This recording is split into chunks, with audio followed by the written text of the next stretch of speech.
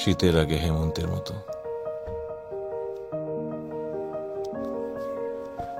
আমারই ভুল ছিল। ভাবলাম এরকম একটা নতুন দেশ, নতুন জায়গা, একটা মেয়ে এসে এরকম বাড়িতে বসে থাকবে। ও কাজে জয়েন করলো, তারপরে আস্তে আস্তে তার কথাবার্তা, চাল চলন সবই বদলে যেতে থাকলো।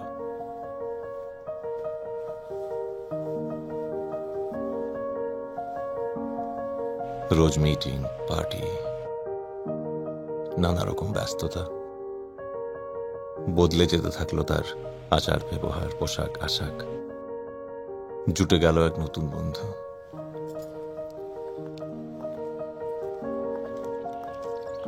রাজ।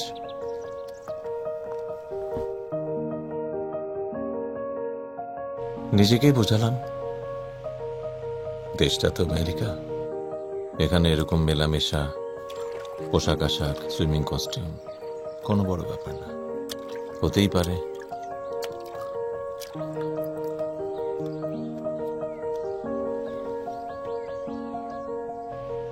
কিন্তু একদিন বাড়ি ফিরে নিজের ঘরে ঢুকতে গিয়ে চমকে গেলাম।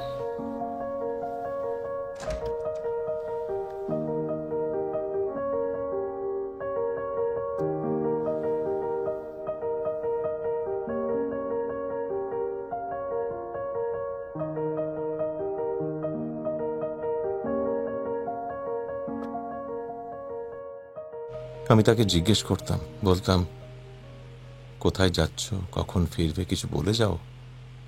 কিছুই বলতো না। শুরুর দিকে উত্তর দিত, কিন্তু আস্তে আস্তে সেটাও বন্ধ হয়ে গেল। দেখো রূপকথা, পাস্ট ইজ পাস্ট। আমি তোমার ফেলে আসা দিনগুলো নিয়ে কিছু বলতে চাই না, কিন্তু এখন তো আমরা বিবাহিত। ইয়া, খাতায় কলমে আমি তোমার স্ত্রী। আমি আমার মতো করে বাঁচব, যেভাবে একজন স্বাধীন মানুষ বাঁচে। দেখো, স্বাধীনতা মানে কিন্তু স্বেচ্ছাচারিতা নয়। আর তোমাকে কিছু বলাটা সেটা আমার ডিউটি এবং অধিকারের মধ্যে পড়ে। সরি, ভুল করছো।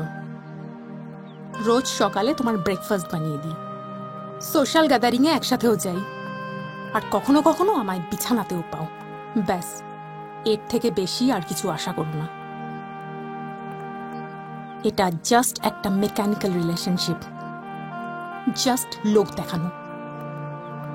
তারপর মেয়েদের মন বোঝেনি তো, এই আছে তো এই নেই। রূপকথা এখন কোথায় অরিজিৎ? আমি অসুস্থ হয়েছি, আমি মৃত্যুর মুখে এটা জেনে ও আমাকে ডিভোর্স দিয়ে চলে গেল। শোন, আমার না বেশিক্ষণ এরকম ভাবে বসে থাকতে অসুবিধা হয়। আমি যাচ্ছি, তোরা যদি কিছু খেতে চাস বল, আমি আনাবার ব্যবস্থা করে দিচ্ছি। Take me to my room please. Okay.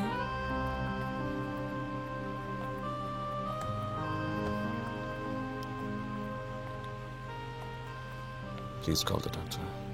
I'm not feeling well. Okay, don't worry.